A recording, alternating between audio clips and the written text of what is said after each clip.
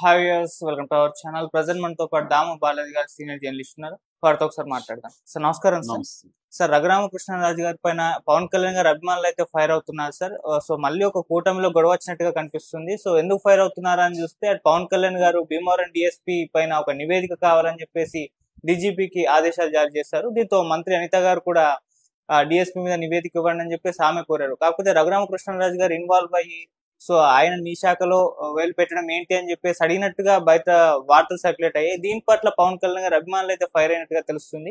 మరి ఎలా చూడొచ్చు ఓవరాల్ ఇష్యూని? మరి ఇప్పుడు రఘురామకృష్ణరాజు గారు ఏ విధంగా రియాక్ట్ అయ్యారు దీని పట్ల? సో కూటమిలో ఈ విధంగా గొడవల్ని మరి ఏ విధంగా చూడొచ్చు అంటారు? పవన్ కళ్యాణ్ వర్సెస్ తెలుగుదేశం అన్నది మళ్ళీ ఒకసారి బయటకు వచ్చింది. నేను మొన్న చెప్పాను కూడా దీని మీద. అయితే ఇప్పుడు రఘురామకృష్ణరాజుకి పవన్ కళ్యాణ్ మధ్య గొడవగా ఇది మారిపోయింది. యాక్చువల్గా అయితే ఇది అనితకి ప్రాబ్లంగా ఉండాలి. ఎందుకంటే అనిత శాఖలో ఇది రెండోసారి ఏలు పెట్టడం. ఫస్ట్ సారి పవన్ కళ్యాణ్ అనితకి డైరెక్ట్గానే వార్నింగ్ ఇచ్చాడు పబ్లిక్గా. నీకు చేతగాత కాకపోతే చెప్పు, నేను నీ శాఖను తీసుకుంటాను అన్నాడు. నిజానికి పవన్ కళ్యాణ్ ఒక మైనర్ పార్ట్నర్ దీంట్లో. ఆయనకి 21 సీట్లు ఉన్నాయి అంతే. Minor partner. పవన్ కళ్యాణ్ లేకపోయినా ఈ ప్రభుత్వానికి ఏమీ డోకా లేదు. పవన్ కళ్యాణ్ బయటకు వెళ్ళినా ఈ ప్రభుత్వానికి ఇబ్బంది లేదు. కానీ చంద్రబాబు పవన్ కళ్యాణ్ తోడు లేకుండా 2029 ఎలక్షన్లకి వెళ్ళడానికి రెడీగా లేడు. కాబట్టి పవన్ కళ్యాణ్కి ఎక్కువ ఇంపార్టెన్స్ ఇస్తున్నాడు. కానీ మొత్తం గవర్నమెంట్ రన్ చేస్తుండేది లోకేష్, పవన్ కళ్యాణ్ కాదు. ఎందుకంటే లోకేష్ని ఆన్ జాబ్ ట్రైనింగ్ లాగా నెక్స్ట్ సీఎం కాబోయే సీఎం లోకేషే. కాబట్టి లోకేష్ని ఇప్పటి నుంచే సీఎంగా అన్డిక్లేర్డ్ సీఎంగా చేస్తే బాగుంటుంది అనేది చంద్రబాబుకు ఉన్నది. అది ఆయన పాయింట్ ఆఫ్ లో కరెక్ట్ కూడా. లోకేష్ కూడా ట్రైన్ అవ్వాలి, ఆన్ జాబ్ ట్రైనింగ్ ఉండాలి. ప్రజల్లో కూడా ఆయనకి సీఎంగా యాక్సెప్టెన్స్ రావాలి, పార్టీలో రావాలి, అతని అడ్మినిస్ట్రేషన్కి ఇది ఉండాలి. అట్లాగే ఢిల్లీతో సంబంధాలు ఉన్నాయి. ఇవన్నీ ఒక సీఎంకి ఎలాంటి అట్మాస్ఫియర్ కావాలో అవన్నీ కూడా చంద్రబాబు నిర్మించి ఇస్తున్నాడు లోకేష్కి. అది అవసరం కూడా, అతని పాయింట్ ఆఫ్ లో అది కరెక్టే. కానీ పవన్ కళ్యాణ్కి ఈ ఒక రకంగా ఏంటంటే ఇవన్నీ ఆయనకి కూడా తెలుసు, యాక్సెప్ట్ చేశాడు. పవన్ కళ్యాణ్ కూడా ఇవన్నీ యాక్సెప్ట్ చేశాడు. కానీ పవన్ కళ్యాణ్ ప్రాబ్లం ఏంటంటే తన పార్టీలో కావచ్చు, తనను సపోర్ట్ చేసే కాపు సామాజిక వర్గంలో కావచ్చు అసంతృప్తి ఉంది. మనం పవన్ సీఎం అవ్వాలనుకుంటే ఇతను ఇక్కడ సెటిల్ అయిపోయి లోకేష్ని సీఎం కావడానికి తను ఆల్రెడీ గ్రీన్ సిగ్నల్ ఇచ్చేసి 15 years మేము పొత్తుంటామని చెప్తున్నాడు. వాళ్ళేమీ చెప్పట్లేదు 15 years ఉంటామని. ఇతను ఎందుకు పదే 15 years అంటే లోకేష్ నెక్స్ట్ సీఎం అనేది తెలుసు అందరికి.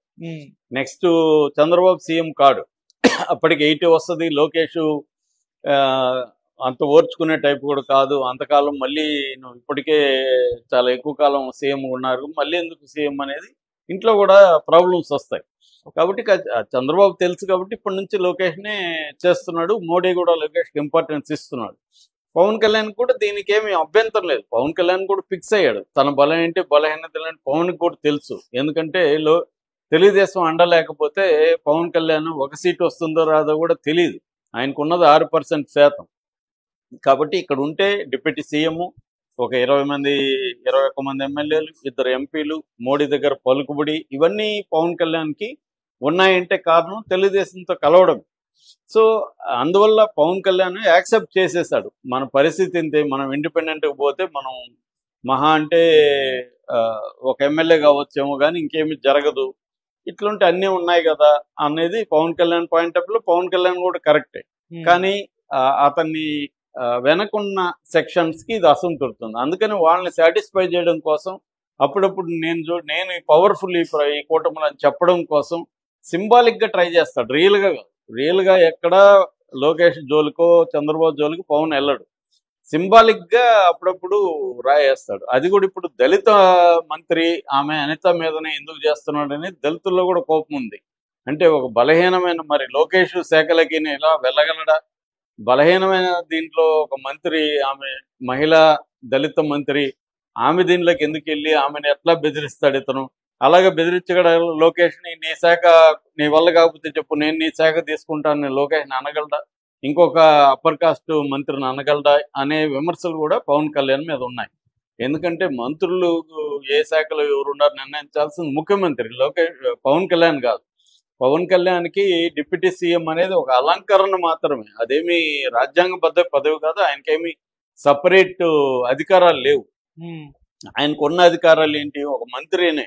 కానీ మరి లోకేష్ కూడా మంత్రినే కదా, లోకేష్ అన్ని శాఖల్లో జోక్యం చేసుకున్నప్పుడు పవన్ చేసుకుంటే ఏందనేది వస్తుంది. లోకేష్ కూడా అంతే, గత ప్రభుత్వంలో కూడా 2014 నుంచి 19 అప్పుడు కూడా లోకేష్ సకల శాఖ మంత్రి అని బిరుదు ఇచ్చారు. ఉమ్, అంటే అన్ని శాఖల్లో ఆయన జోక్యం చేసుకునేవాడు. ఆయన ఏంటంటే ముఖ్యమంత్రి కొడుకుగా డిఫాక్టివ్ ముఖ్యమంత్రిగా ఆయన చేస్తాడు. కానీ పవన్ కళ్యాణ్కి ఆ పవర్ ఎవరు ఇచ్చారు, ఎవరు ఇవ్వలేదు. కానీ ఆయన అప్పుడప్పుడు సింబాలిక్ గా, రియల్ గా ఏం లేదు. చంద్రబాబు కూడా తెలుసు ఇతను రియల్ థ్రెట్ కాదు, సింబాలిక్ గా అప్పుడప్పుడు చెప్పాను కూడా నేను. పాము ఎగ్జాంపుల్ చెప్పాను మొన్న. అంటే పాము కాటేదు, బుసగొడుతూ ఉంటది. బుసగొట్టినప్పుడు వీళ్ళు కూడా భయపడినట్టు నటిస్తుంటారు, డ్రామా సరిపోతుంది అనమాట. పవన్ నిజంగా కాటేయడు, ఆయన ఏది కూడా నిజంగా దాన్ని ముందుకు తీసుకెళ్ళడు. అట్లాంటి చాలా సంఘటనలు మనం చెప్పొచ్చు, నేను చెప్పాను కూడా, కాబట్టి ఇప్పుడు రిపీట్ చేయట్లేదు. ఇప్పుడు దీంట్లోకి ఈయన ఎంటర్ అయ్యాడు, ఎవరు, రఘురామకృష్ణరాజు. ఇన్సిడెంట్ ఏంటి, భీమవరం అంటేనే రఘురామకృష్ణరాజు.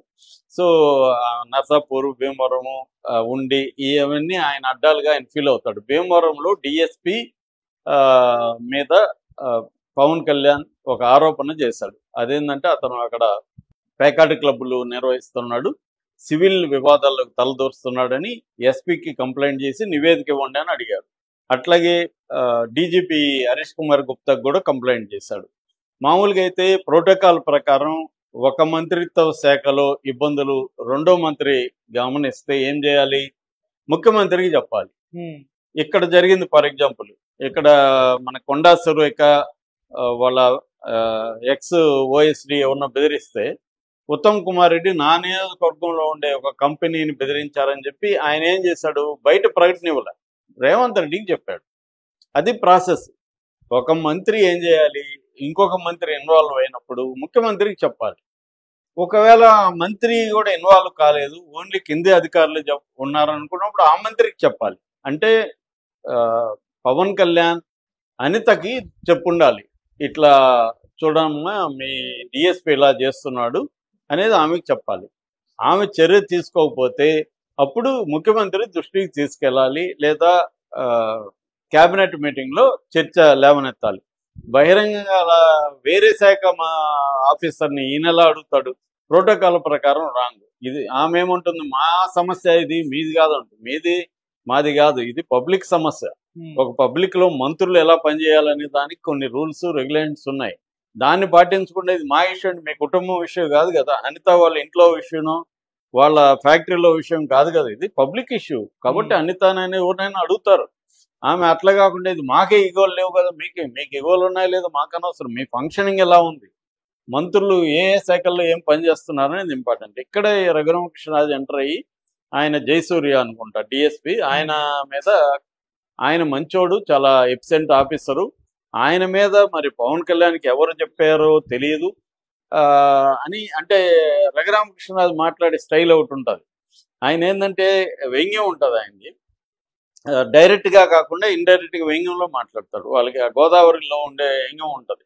అది ఆయన ఏమన్నాడంటే, పవన్ కళ్యాణ్ శాఖ తన శాఖే కాకుండా, తన శాఖలే కాకుండా వేరే వాళ్ళ శాఖల్లో పని గురించి కూడా ఆలోచించడం మాకు సంతోషమే అని అన్నాడు ఇండైరెక్ట్ గా. అంటే అర్థమేమి, పవన్ కళ్యాణ్ శాఖని పవన్ కళ్యాణ్ చూసుకోకుండా వేరే వాళ్ళ శాఖల్లో పవన్ కళ్యాణ్ ఏం పని అనేది ఆయన అసలు లోపల ఇన్నర్ వాయిస్. దాన్ని అలా చెప్పలేక ఇలా చెప్పాడు. సో అది కరెక్ట్ కూడా, ఆయన చెప్పింది, ఆయన ఇన్నర్ వాయిస్ కరెక్టే. పవన్ కళ్యాణ్ శాఖలో పవన్ కళ్యాణ్ చూసుకో, ఆయన శాఖలోనే బోల్డ్ సమస్యలు ఉన్నాయి. ఆయనకి 5 శాఖలు ఉన్నాయి, అవే సరిగ్గా పనిచేయట్లేదు ఆడ. వాటిని చూసుకో, ఈయన సరిగ్గా టైం ఇవ్వట్లేదు ఆ శాఖలకి, ఎందుకంటే సినిమాలు చేసుకుంటున్నాడు. అది ఆయన మీద ఆల్రెడీ విమర్శ ఉంది. ఆయన శాఖలు ఆయన చూసుకుంటే ఎక్కడో భీమవరంలో డిఎస్పీ గురించి ఈయనకెందుకు అనేది ఇప్పుడు ఆయన ఉద్దేశం, రఘురామకృష్ణరాజు ఉద్దేశం. సో ఎప్పుడైతే ఈ మాటలు మాట్లాడాడో దాన్ని వైసీపీ వాళ్ళు వక్రీకరించి, ఇతను ఫస్ట్ టైం ఎమ్మెల్యే, ఎవరు పవన్ కళ్యాణ్, ఇతనికి ఏం అనుభవం ఉంది, పాలనా అనుభవం లేదు. రెండోది ఇతను డిప్యూటీ సీఎం, డిసిఎం అనేది ఒక రాజ్యాంగ పదవి కాదు, కాబట్టి ఆయనకి సపరేట్గా ఏం హక్కులు లేవు, పవర్స్ లేవు. ఆయన ఒక మంత్రి, ఇంకొక మంత్రి శాఖలో జోక్యం చేసుకునే దానికి ఆయనకేం రైట్ ఉందని రఘురామకృష్ణరాజు అడిగినట్టుగా వీళ్ళు వైసీపీ వాళ్ళు దీన్ని ప్రచారం చేస్తున్నారు. ఒకవేళ ఆయన అడిగినా అడగకపోయినా ఆయన సెన్స్ అయితే అదే కరెక్ట్ గా, ఇండైరెక్ట్ సెన్స్ అయితే రఘురామకృష్ణరాజు. దీంతో జనసేన వాళ్ళు పవన్ కళ్యాణ్ అభిమానులు సోషల్ మీడియాలో రఘురామకృష్ణరాజు మీద విపరీతంగా కామెంట్లు చేయడం, పోస్టులు పెట్టడం జరిగింది. ఆయన వీడియో కింద చూస్తే కూడా వీడికి జగనే కరెక్టరా, వీడి నోటి తోలకి జగన్ అయితే తోలు తీస్తాడు, ఎల్లికల ఏలాడి తీసి కొట్టాడని చెప్పారు, కాబట్టి తనకి జగనే కరెక్టు అని ఇంకా రఘురామకృష్ణరాజు మాట్లాడారు. దాంతో రఘురామకృష్ణరాజు మళ్ళీ మాట కొద్దిగా మార్చి, నేను అట్లా చెప్పలేదు, ఎట్లా చెప్పలేదు, అక్కడ పేకాటాడడం రెగ్యులరే, వాళ్ళకి ఊపిరి తీసుకున్నట్టుగా ఉంటుంది గోదావరి జిల్లాలో పేకాట. నిజానికి ప్రభుత్వం వచ్చి స్ట్రిక్ట్ చేసింది, ఈ డిఎస్పీ కూడా స్ట్రిక్ట్ చేశాడు. స్ట్రిక్ట్ చేయడం వల్ల పేకాట వాళ్ళే ఏమన్నా చాడీలు చెప్పారేమో అని నేను కూడా పవన్ కళ్యాణ్ అభిమాన్ని, నా మాటలను వక్రీకరించారు ఆయన మళ్ళీ చెప్పుకున్నాడు. సో ఏదేమైనా ఒక డిప్యూటీ స్పీకరు, డిప్యూటీ సీఎం మధ్య క్లాష్ బయటకు వచ్చినట్టుగా మనకు అర్థమవుతుంది. అయితే ఇదంతా కూడా ఉత్తిదే అనేది చాలా మంది చెప్పేది. ఇదేమీ ఉండదు, దీని ఇంతకుముందు కూడా ఈయన సీట్ ద షిప్ అన్నాడు, ఏమైంది? తిరుపతికి తొక్కిసలాట జరిగినప్పుడు వాళ్ళ మీద చర్యలు అన్నాడు, ఏమైంది? శ్రీశైలంలో ఈయన డిపార్ట్మెంట్ అటవీ శాఖ అధికారులను బుడ్డ రాజశేఖర రెడ్డి కొట్టినప్పుడు ఏం జరిగింది? ఇప్పటి వరకు ఇలాంటి అనేక సంఘటనల్లో పవన్ కళ్యాణ్ బహిరంగంగా ప్రకటనలు ఇచ్చిన మళ్ళీ ఎప్పుడు ఫాలోఅప్ లేదు, ఏమీ జరగలేదు. కాబట్టి ఇది కూడా అంతే, ఒక బస్సు అంతే, మళ్ళీ మామూలు అయిపోతుంది. అప్పుడప్పుడు లేచి బస్సు అంటాడు పవన్ కళ్యాణ్, వాళ్ళు భయపడినట్టు డ్రామాలు చేస్తారు, మళ్ళీ ఏమీ జరగదు. ఇప్పుడు ఈ డిఎస్పీ మీద కూడా ఏమీ జరగదు, ఇది 2 రోజులు ఉంటుంది, అయిపోతుంది అనేది చెప్తున్నారు. కొంతమంది వైసీపీ వాళ్ళు అసలు ఇది పవన్ కళ్యాణ్ చంద్రబాబు కలిసి డ్రామా ఆడుతున్నారు, ఏదైనా ఇష్యూని డైవర్ట్ చేయడానికి వీళ్ళు అప్పుడప్పుడు ఇవి తీసుకొచ్చి ఇష్యూని డైవర్ట్ చేయడానికి డ్రామాలు ఆడుతుంటారు అనేది కూడా ఒక వెర్షన్ ఉంది. డ్రామానా కాదో తెలియదు కానీ మొత్తానికి పవన్ కళ్యాణ్ అయితే హార్మ్ఫుల్ అయితే కాదు కూటమికి. ఇవన్నీ ఎంటర్టైన్మెంట్ వాల్యూ కిందకు వస్తాయి తప్ప అంతకంటే ఏం జరగదు.